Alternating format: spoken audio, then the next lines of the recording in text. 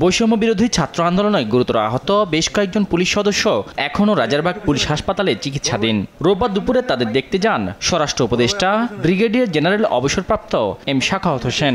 আন্দোলনে ৪২ জন পুলিশ সদস্য নিহত এবং অসংখ্য আহত হয়। এই পর্যন্ত আমাদের কাছে টোটাল ৪২ জন পুলিশ সদস্য বিভিন্ন র্যাঙ্কের, এর মধ্যে ইন্সপেক্টর ৩ জন আছে আর বিভিন্ন র্যাঙ্কের আছে।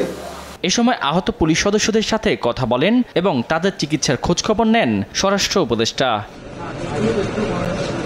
পরিদর্শন শেষে উপদেষ্টা সাংবাদিকদের জানান, দেশের রাজনৈতিক দলগুলোকে চাটুকার রাজনীতি থেকে বেরিয়ে আসতে হবে।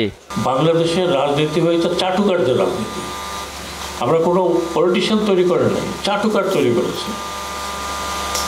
এমন চাটুকার তৈরি করেছি যে মানুষ পড়ে যাচ্ছে কিন্তু না, সব ঠিক আছে।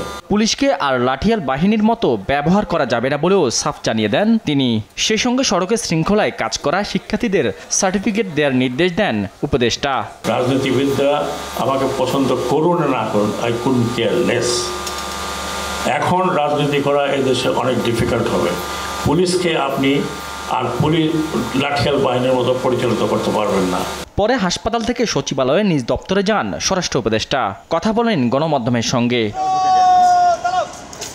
বৃহস্পতিবারের মধ্যে সব পুলিশ সদস্যকে কর্মস্থলে ফেরার নির্দেশ দিয়ে তিনি জানান, কেউ না ফিরলে নতুন নিয়োগ দেওয়া হবে।